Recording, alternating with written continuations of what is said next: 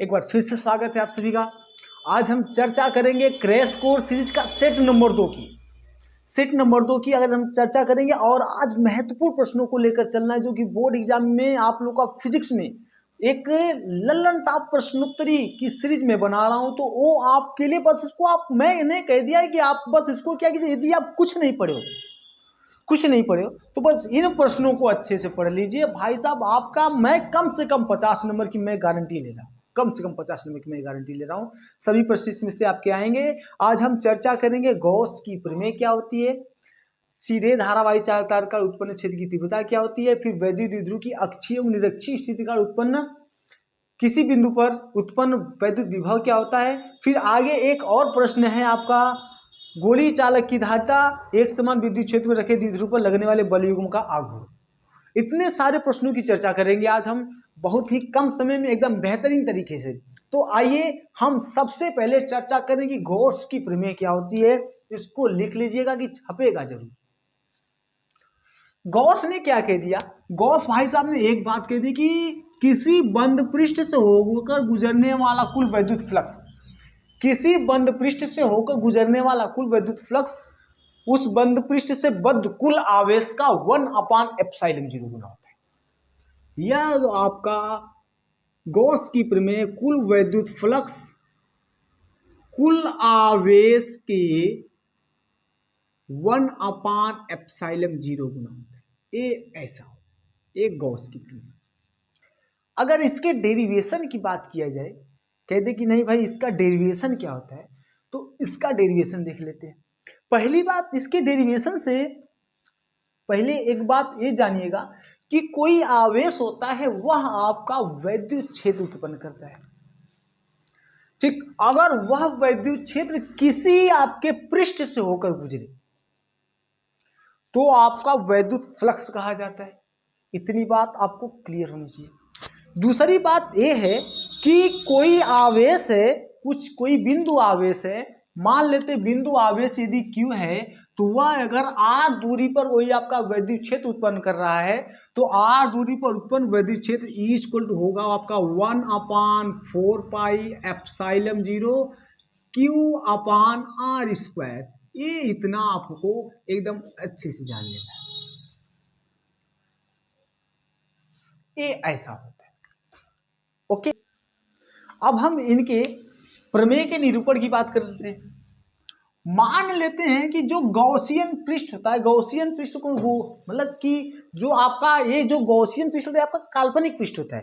काल्पनिक पृष्ठ का मतलब होता है, जैसे मान लेते हैं कि हम एक पृष्ठ ले लिए, यह आपका मेरा पृष्ठ है और इस पृष्ठ के ठीक बीच में इसके केंद्र में कोई आवेश Q रखा है। ये आवेश Q है और आपसे मैंने कह दिया कि यह आपका प्लस आवेश है। यह प्लस आवेश अपने चारों ओर विद्युत क्षेत्र उत्पन्न करेगा, यहां भी उत्पन्न करेगा, यहां भी उत्पन्न करेगा, यहां भी उत्पन्न करेगा। क्लियर है।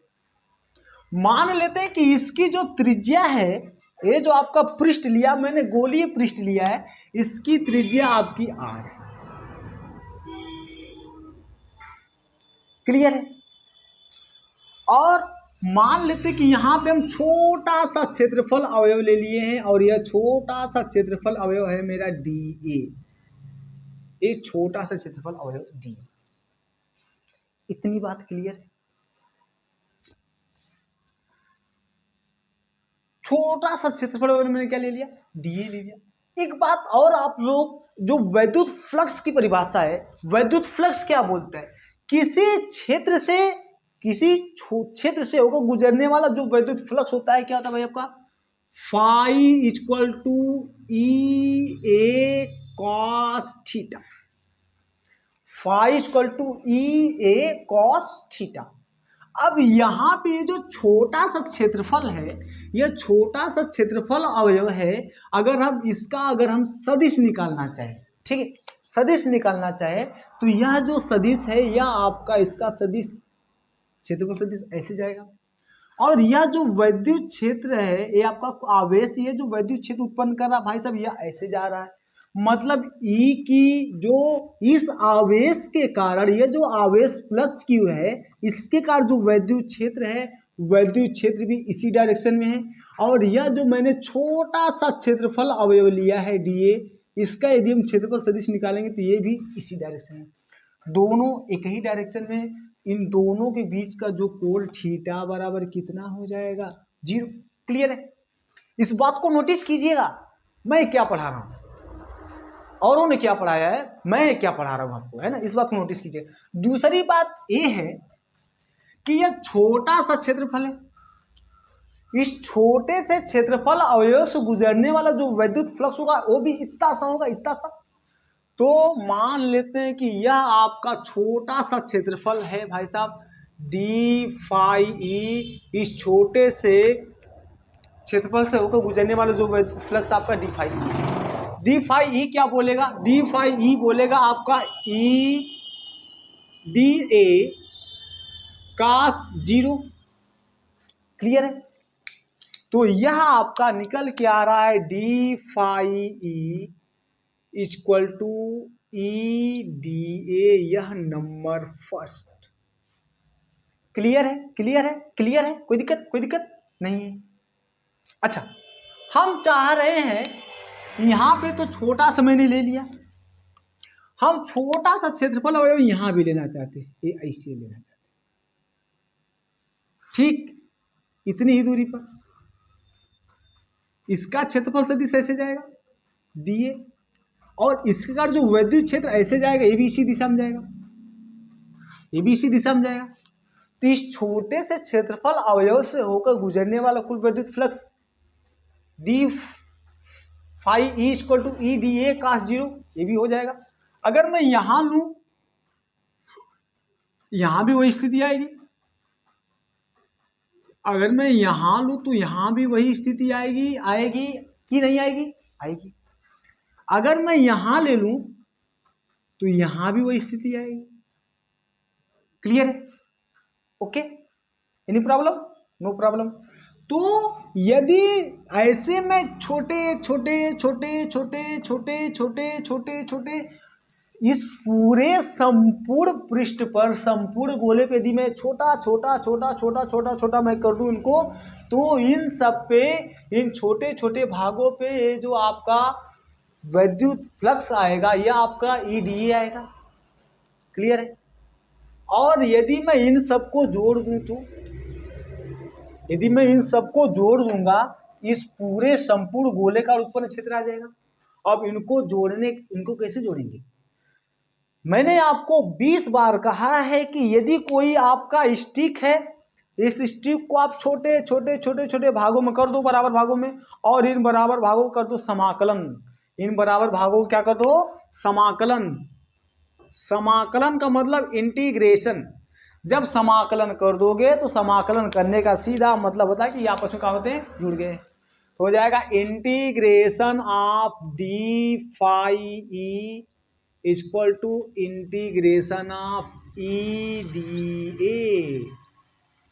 क्लियर है? अब डी फाई आप लोग जानते हो कि integration of D X equal to क्या होता है? X. Integration of D K equal to क्या होता है? K. Integration of D phi E equal to हो जाएगा फाई ई। यहाँ पे इसको ऐसे कर लो और इंटीग्रेशन ऑफ डी ए बचेगा। क्लियर है?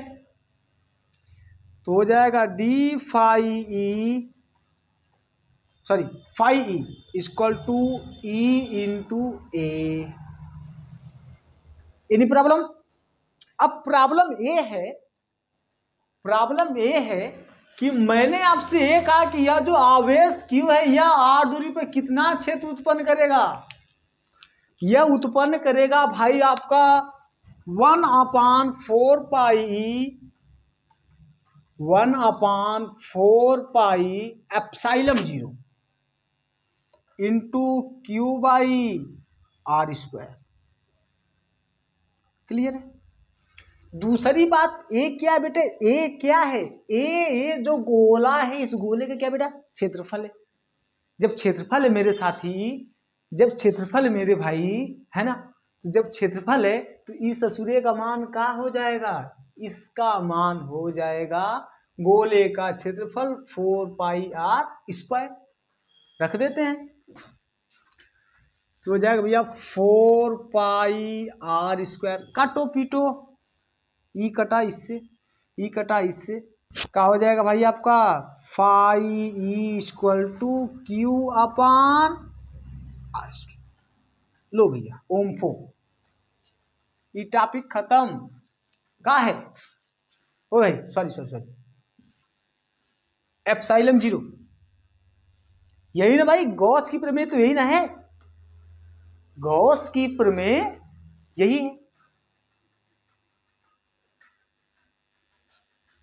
ये हो गया भैया पूरा सिद्ध। ठीक है, अब सबसे पहले